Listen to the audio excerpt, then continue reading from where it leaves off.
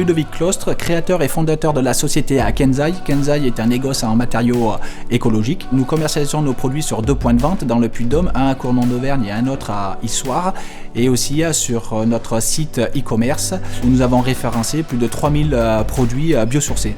Aujourd'hui, nous sommes sur un projet d'une maison à Ossaturbois où le choix du propriétaire a été d'utiliser des matériaux écologiques. On va retrouver la ouate de cellulose qui a été mise en œuvre dans les combles perdus, ainsi que sous toit terrasse en insufflation entre solivage. Et ensuite, nous allons retrouver la gamme fibre de bois, où on va avoir le Powerwall GF qui est un panneau support d'enduit, ainsi que le panneau isolaire qui est un panneau pare-pluie qui peut être destiné aussi bien en toiture qu'aussi bien en paroi verticale pour mettre sous bardage. Donc ces panneaux-là sont destinés à mettre en extérieur, ce qu'on appelle en ITE. Les avantages des matériaux aujourd'hui biosourcés Soprema sur l'isolation qui ont été retenus, notamment sur la ouate de cellulose, c'est un produit qui est acoustique, qui régule l'hygrométrie et qui apporte un bon déphasage thermique. Et en plus, c'est un produit en vrac, et issu en fait du papier recyclé. L'avantage qu'il y a, c'est que ça vient bien combler tous les interstices. En ce qui concerne plutôt la partie fibre de bois, les panneaux qui ont été utilisés pour mettre à l'extérieur, donc ce sont des panneaux rigides qui vont apporter une isolation par l'extérieur, apporter une inertie. On recherche de la densité pour apporter du déphasage thermique et du confort d'été.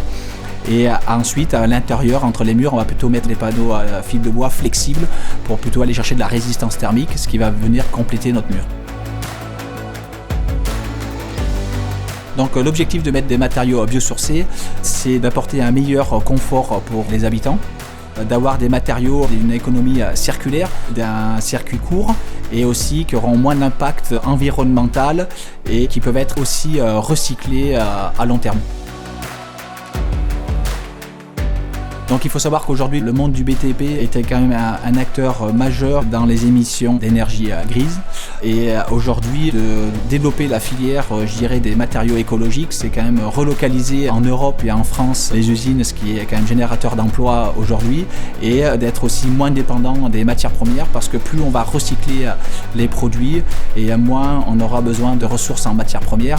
Donc il y a un vrai enjeu qui soit économique et social aujourd'hui dans notre nouveau monde.